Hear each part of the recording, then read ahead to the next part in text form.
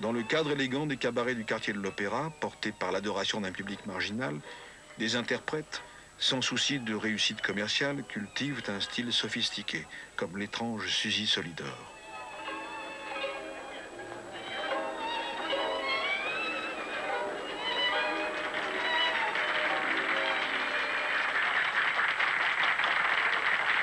À quoi bon livrer bataille aux espoirs fous, aux songes vains? La vie est un peu de paille, prends le plaisir quand il... C'est ici que s'acclimatent le mieux les recherches des créateurs. Ici qu'on vénérera les mélodies et la rythmique novatrice de Kurt Weill, de passage à Paris avant son exil new-yorkais. Je me réjouis beaucoup que la société musicale La Sérénade m'ait appelé à Paris pour faire connaître au public français qui a accueilli avec un tel intérêt mon opéra de 4 sous. Ici que pourra se produire une Marianne Oswald, elle aussi venue de Berlin, avec un répertoire révolutionnaire que le public des musicals refuse avec violence. Et tu peux la croire, elle en a vu celle-là. Oui, et ça continue. Et ton tour de chant? Comme d'habitude. Il n'applaudit pas? Il siffle. Il pousse des cris d'animaux. Il m'insulte. Et qu'est-ce que vous faites?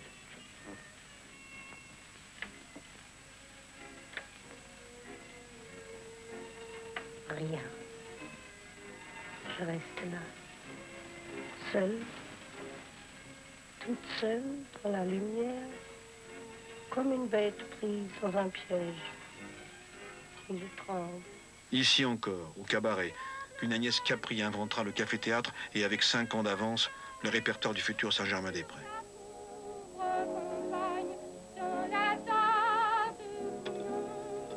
Ainsi, Paris, fin des années 30, est un creuset ouvert à ce fameux métissage qui n'a pas attendu les années 80 pour y déverser ses rythmes antillais ou cubains. Florel y sourit aux évolutions des célèbres anglaises longilines de Miss Bluebell. Jeanne Aubert personnifie Madame la Folie dans une revue déjà envahie par les excès de Michel Garmati. Barbara Lamey fait volter ses éventails autour de son corps disloqué. Joséphine ondule sous ses aigrettes. Et Miss triomphe au concours d'élégance automobile, coiffant au poteau la jeune Colette Mars ou Lucienne Boigny. Dernier Tour de France de paix, après que Joséphine ait fleuri les guidons des géants de la route. Seul l'incontournable Maurice prend des vacances dans sa villa de la Boca, sous l'objectif des actualités, il est vrai. 1940, Maurice qui rit fait place à Maurice qui pleure. Il vient concourir à l'effort de guerre en offrant sa chère vieille conduite intérieure à la patrie. C'est que le déclenchement des guerres a le don de mettre en ébullition l'ardeur des gens du music-hall. Comme en 14, les voilà repartis pour d'exaltantes tournées au front, Fréhel en tête. Le capitaine était dans l'assurance. Charles Trenet anime, en compagnie d'un ventriloque et de Lynn Viala, la tournée des ailes, qui prend son envol depuis le ministère de l'Air. Joséphine semble douée d'ubiquité, menant la revue du Casino et dynamisant nos troupes sur la ligne Maginot. Quant à Maurice, il chante naturellement le refrain le mieux adapté aux circonstances. D'excellents Français, d'excellents soldats qui marchent au pas, ils n'en avaient plus l'habitude. Mais c'est comme la bicyclette, ça s'oublie pas. Et tous ces gaillards qui, pour la plupart, ont des cautions leur certificat d'études. Oui, tous ces braves gens sont partis chiquement pour faire tout comme jadis que leurs pères ont fait pour leur fils. Andrex, qui va devenir bientôt une vedette de l'occupation, lance aux combattants la chanson de circonstances atténuantes. Elle ne vit pas l'histoire, comme la mienne inventée, mais pour ne pas être une fois, comme la mienne inventée, elle se consola en le faisant coquet, comme la mienne inventée. Barnabé. Mais le plus apprécié est naturellement le grand Fernandel, qui n'a rien perdu de sa force d'ancien comique troupier. Malgré tout cela, Paris tombe, et la France entière bientôt. Et vous pourrez, nos paroles, vous faire la langue en les blancs. Oh, Barnabé, Barnabé, Béard, Barnabé. 1941. Paris. La célèbre vedette de l'écran, Zara Leander... Il y a quelques mois, Zara Leander a enregistré ici ses succès en français. L'autre star du musical et du cinéma germanique, Marika Røck, est accueillie avec baise-main par André Claveau. Marika, elle aussi, se sent chez elle à Paris. N'y fit-elle pas, il y a peu, son numéro de claquette à l'Empire? Certes, Paris connaît quelques rectifications à son visage traditionnel, mais comme le chante alors Mistinguett, la tour Eiffel est toujours là, même si Milton doit, pour se rendre à Bobino, emprunter une vieille bicyclette. Les actualités se plaisent à montrer nos vedettes dans le démocratique métro, Fréhel et Spinelli à la station Opéra. Et sur le quai aérien de Grenelle, la noctambule Solidor. En ces temps obscurs, tout est permis, et d'abord la dénonciation, au sein d'une sinistre exposition, des figures israélites dont, après Berlin, pouvait s'enorgueillir la France. On y met au pilori quelques-uns des fleurons de notre musical, à commencer par Marie Dubas, dont la carrière se brise en 40. On ne l'entend plus que sur Radio Lausanne, chanter la tristesse de l'exil.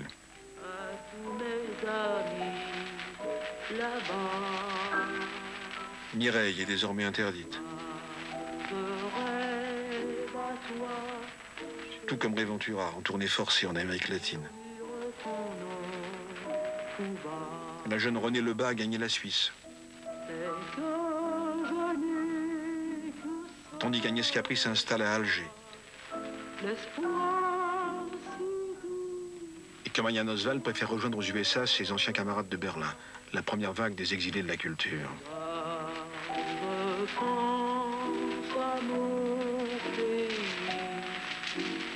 À tous mes amis là-bas.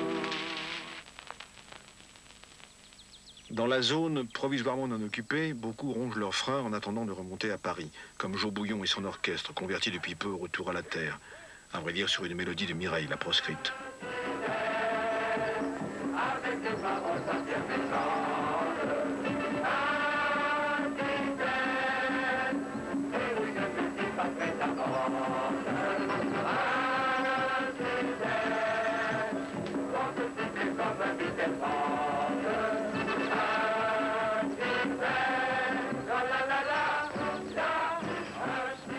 Un ancien boy de Mistinguett donne des galas dans les hôpitaux marseillais en compagnie de l'orchestre de Fredo Gardoni.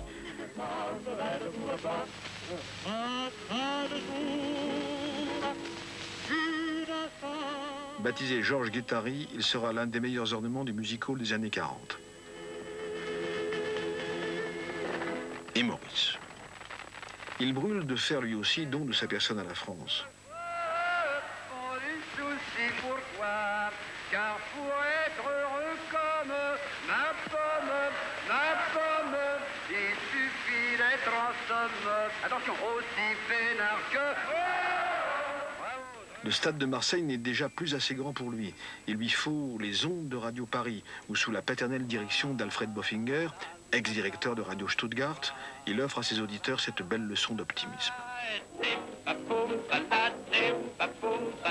Avec un ou deux petits hop-là, si vous voulez savoir ce que mon cœur pense ce soir, en chantant comme ça, Dans un studio voisin, André Claveau commence sa grande carrière de séducteur radiophonique. Tino appelle à l'espoir du retour des prisonniers, avec des mots de Charles Trenet. Tu reverras ton clocher, ta maison, tes parents, les amis de ton âge, tu diras rien chez moi n'a changé. Redaker, lui, chante dans les cours au bénéfice toujours de nos chers captifs.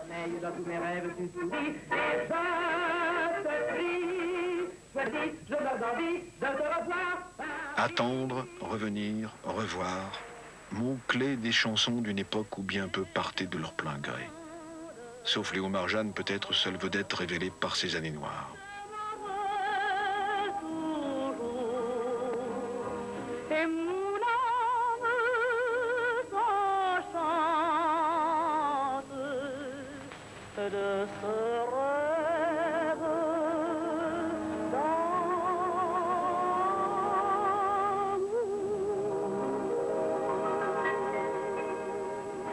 Marjane, filmée lors de son arrivée à Bruxelles.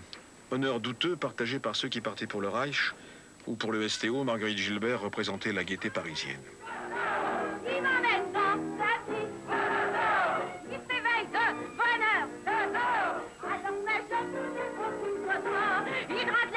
Dans l'assistance, Daniel Darieux, Viviane Romance et Albert Préjean.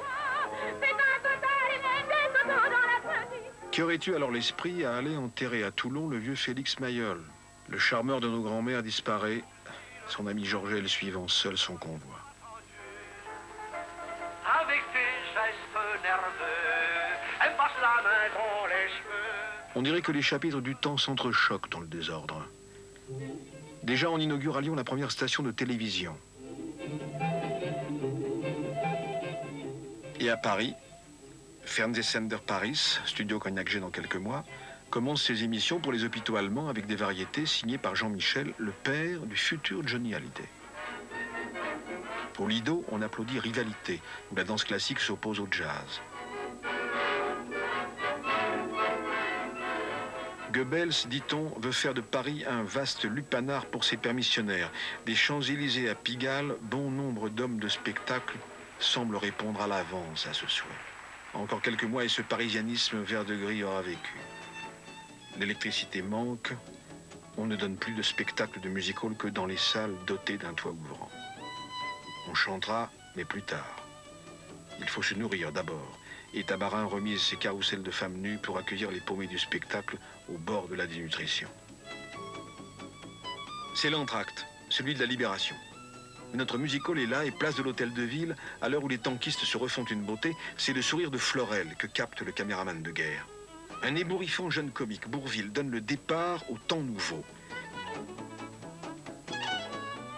La France entière redécouvre avec lui les chansons idiotes de nos grands-pères.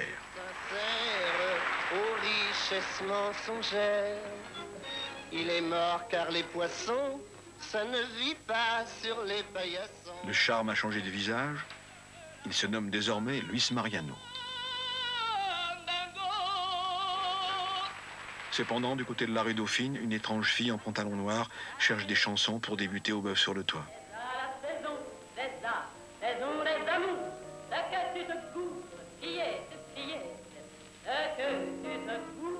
Bientôt le succès va venir, son nez raccourcir, sa carrière mondaine s'affirmer. Sur le plan de la chanson, elle reste une pure et tente d'imposer trop tôt les textes d'un certain Jacques Brel.